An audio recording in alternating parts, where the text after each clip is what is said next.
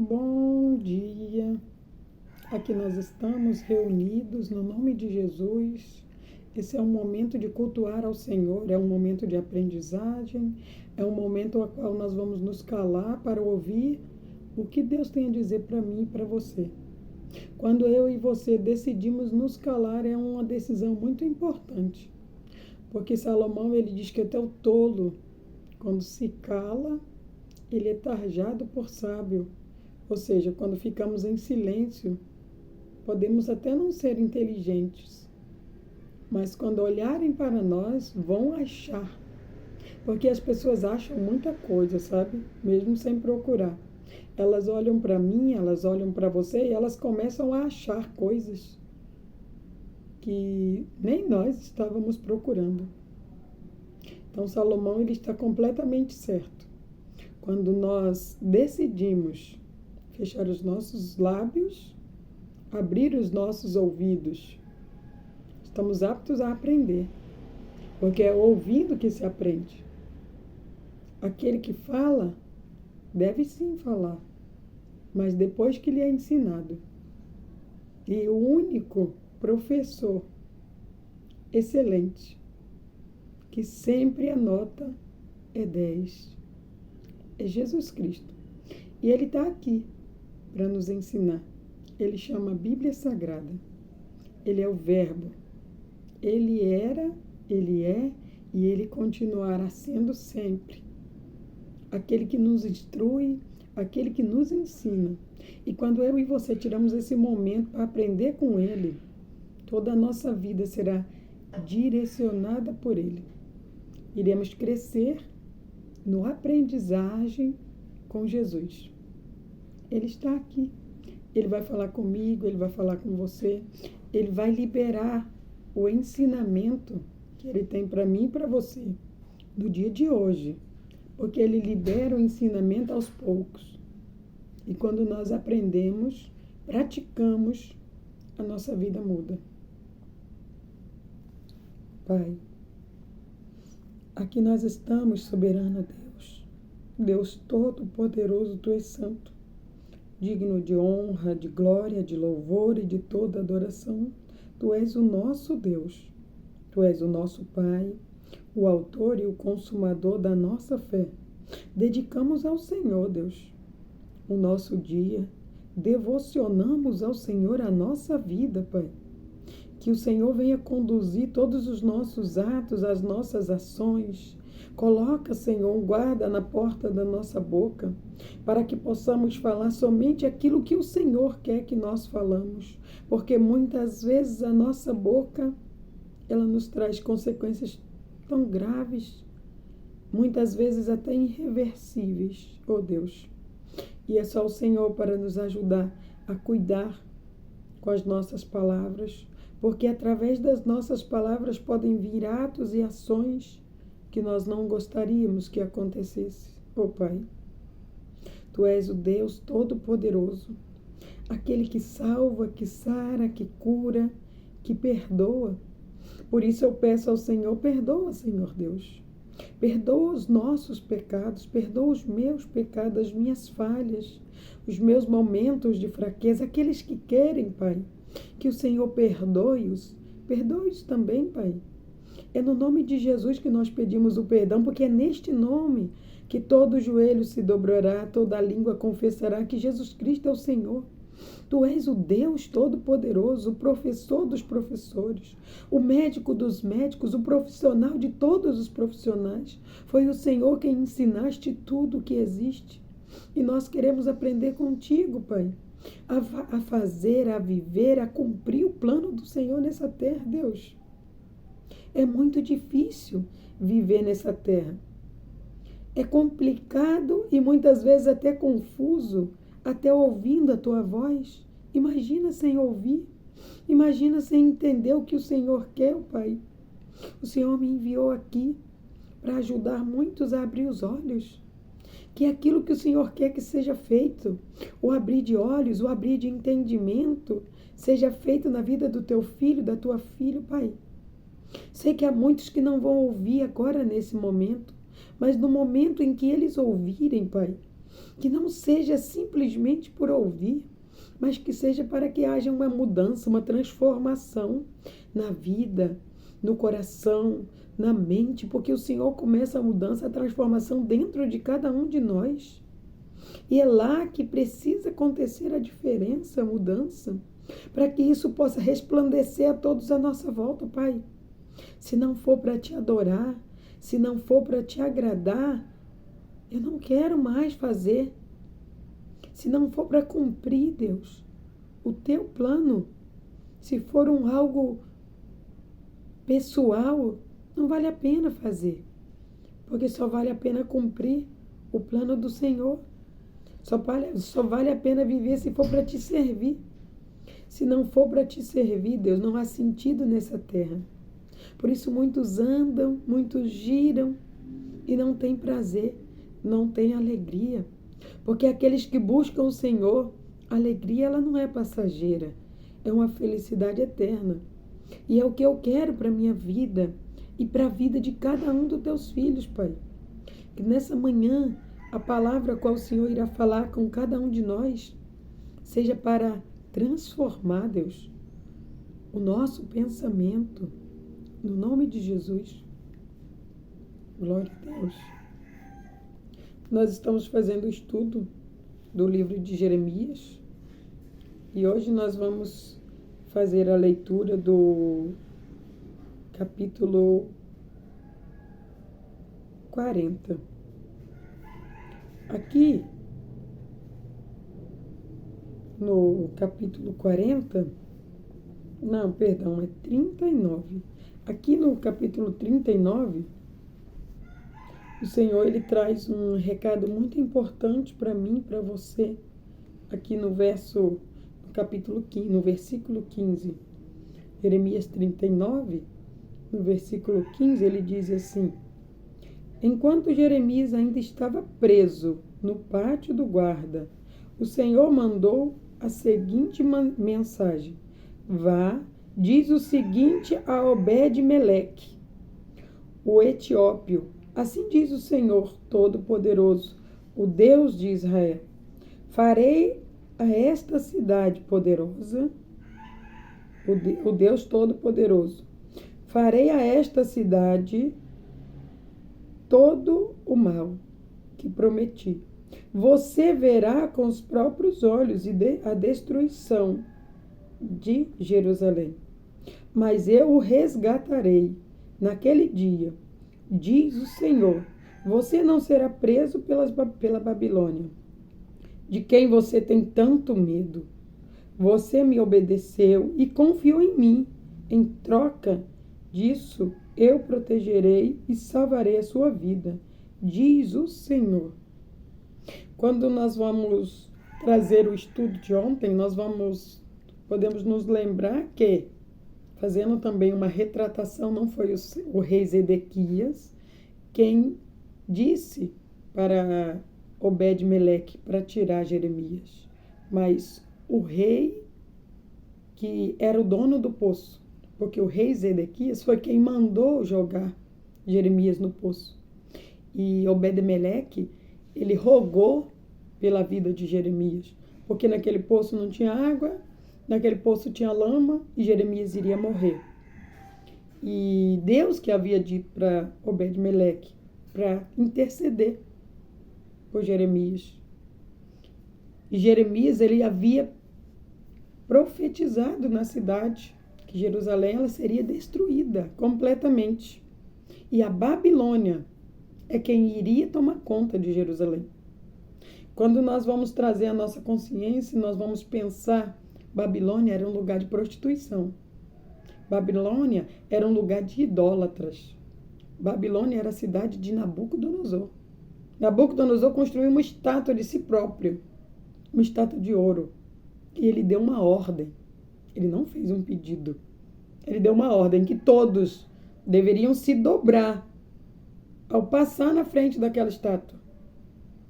Só que ali havia homens de Deus. Também sofreram punições, porque eles não se dobraram. Porque a Bíblia ela nos dá um mandamento que diz somente ao teu Deus adorará. E eles cumpriram e obedeceram a palavra, foram punidos no mundo, mas no mundo espiritual aconteceu a mesma coisa que aconteceu aqui com Obed-Meleque. O Senhor, ele vem e ele diz, olha, a cidade da prostituição, a cidade da idolatria, ela vai tomar conta de Jerusalém. Aí ele diz para Obed-Meleque, você vai ver tudo isso acontecer, mas porque você me obedeceu, porque você foi lá, você teve cuidado com o profeta, você cuidou dele, você tirou ele do poço, tirou ele da lama, salvou a vida dele. Eu também vou salvar a sua vida. O Senhor, aqui no final, ele diz que além de proteger a vida de Obed-Meleque, ele iria também salvar. O nosso Deus, ele é todo poderoso, ele nos dá a vida e ele é o único que tem o direito de tirar. Eu não tenho o direito de tirar a minha vida porque ela não é minha. Você não tem o direito de tirar a sua vida porque ela não é sua. A sua vida, a vida que você fala que é sua, a vida que eu falo que é minha, ela pertence a Deus. E é só Ele que tem o poder de tirar. E enquanto eu e você estivermos aqui, não adianta murmurar. Porque eu nasci, porque eu estou aqui, porque tanta... Chega de tanta murmuração. Faça simplesmente o que Deus está mandando você fazer. Ele sabe de tudo. Ele conhece seu coração. Ele conhece o meu coração. Ele sabe o porquê está pedindo para mim e para você fazer algo. Ele não pede para mim e para você fazer alguma coisa que nós não somos capazes de fazer. Nós somos medrosos. Porque aqui no texto é bem claro que Deus ele diz, eu sei que você tem medo do povo da Babilônia, mas eu não vou deixar eles tocar em você. Eu vou te proteger. Aqui no final o Senhor diz para ele, você não será preso pelos babilônios, de quem você tem tanto medo. Ele não tinha um pouco de medo, ele tinha muito medo. Qual de nós que não tem medo? Muitas vezes ele está lá guardado. É de algo, é de alguém, é de alguma coisa, mas muitas vezes nós não abrimos a nossa boca. E nós estamos certos de não abrir a boca. Porque o inimigo ele quer pegar as nossas palavras para usar contra mim e contra você. Você já ouviu quando uma pessoa é presa? O que o policial ele é ensinado a dizer? Tudo que você disser será usado contra você no tribunal. Então cuidado com as suas palavras. Elas podem te condenar. Precisamos cuidar ao abrir a nossa boca. Precisamos diminuir tantas palavras vã, que para mim e para você é vã, mas para o diabo é um prato cheio, para ele usar contra mim, contra você e contra todos os planos que Deus tem a nosso favor. Então, Obed-Meleque, ele tinha medo da Babilônia. Ele era um homem de cargo. Ele estava na posição de ajudador do rei. O ajudador do rei era uma pessoa de confiança. Era uma pessoa a qual o rei podia pedir e aquela ordem seria executada. Mas ele tinha medo. Ter medo, muitas vezes, não é o problema. O problema é você falar dos seus medos. Você precisa falar somente para Deus. No momento em que você está orando, Ele é o único que pode transformar seu pensamento, a sua vida, os teus atos, as tuas ações. Não deposite sua fé em pessoas. Pessoas são falsas, são mentirosas, são manipuladoras, são maus. Como o próprio Deus diz, todo homem seja mau. E Deus é o único que é bom e verdadeiro. Por isso, quando eu e você aprendemos a confiar nele, eu não preciso ver Deus. Porque quando eu me olho no espelho, eu vejo Deus. Eu não sou Deus. Mas ele disse, você é a imagem e a semelhança. Porque foi assim que ele disse para o Espírito Santo, façamos o homem a nossa imagem e semelhança. Por que você quer ver Deus e você não se ama? Por que você quer ver Deus se você não se respeita? Por que você quer ver Deus se você não consegue entender que quando você se olha no espelho, você está vendo a aparência de Deus? Deus é um fogo consumidor. Se você tentar olhar para ele, vai acontecer com você o que aconteceu com Paulo, ele ficou cego. Porque Deus, ele é um fogo consumidor. Um fogo consumidor é um fogo que nunca se acaba. Quando colocamos fogo numa mata, a mata sobe aquele fogo, você não consegue ficar perto. Mas quando aquele fogo se apaga, você consegue se aproximar. Muitas vezes assim é a nossa fé. Ela começa tão alta, tão forte e de repente ela se apaga. Deus, ele quer que nós sejamos perseverantes. É por isso que ele diz: aquele que perseverar, ele receberá a coroa. É aquele que não desiste. É aquele que não desanima. É aquele que continua. E não deu certo hoje? Faça de novo amanhã. Não deu certo amanhã? Não. Faça de novo depois de amanhã. Eu estou tentando há 40 anos. E tudo que não deu certo ontem, eu creio que vai dar certo hoje. E muitas coisas não são como eu quero, mas como Deus quer. Quando eu entendo isso, a minha vida é transformada. É a minha mente que está sendo transformada. Obed-Meleque, ele pensava que ele ia morrer. Quando Jerusalém fosse sediada, fosse destruída, como Jeremias havia falado, porque ele cria em Jesus. Obed-Meleque, ele cria em Deus. E ele sabia que Jerusalém ia ser destruída exatamente como Jeremias já havia profetizado. Muitos não queriam acreditar, mas ele já havia crido. E por isso ele rogou a Deus. E quando ele rogou a Deus, Deus disse: vai lá, tira ele do poço, porque realmente ele vai morrer. O corpo é limitado. Eu dou as limitações. E eu dou as fronteiras para mim e para você, quando estamos buscando. E quando ele obedeceu, que ele foi lá e fez o que Deus mandou, sempre há uma recompensa quando eu e você obedecem à voz de Deus. Não podemos desistir. Nós não podemos parar. Se Deus te pediu algo, insista. Se tiver que morrer por aquilo, morra. Teve muitos que morreram por amor a Deus. Estevão foi apedrejado. Pedro foi crucificado. Mas ele reconheceu que ele não era digno de ser crucificado como Jesus. Pediu para que fosse colocada a cruz de cabeça para baixo. Precisamos ser humildes ao ponto de saber que se for para perder a vida aqui, por amor a Deus, vale a pena. Deixa que te chamem de louco, deixa que te chamem de doido, de religiosa e outros graus que pessoas que não cuidam de suas próprias vidas costumam dizer. Desde que você saiba que a voz que você está ouvindo é a voz de Deus, é aquele que criou cada órgão do seu corpo, cada pelo do seu corpo, ele sabe. Quando você perde um fio de cabelo, ele sabe. Porque ele sabe quantos tem na sua cabeça. Eu não sei quantos cabelos eu tenho. Mas o meu Deus, o meu Criador, até isso ele sabe. Ele se importa com todos os detalhes da minha vida e da sua.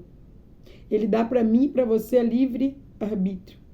É o poder de escolher fazer e não fazer.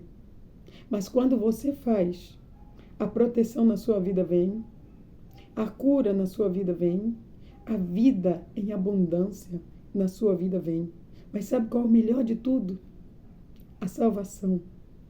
Porque a minha alma, ela é eterna. A sua alma, ela é eterna.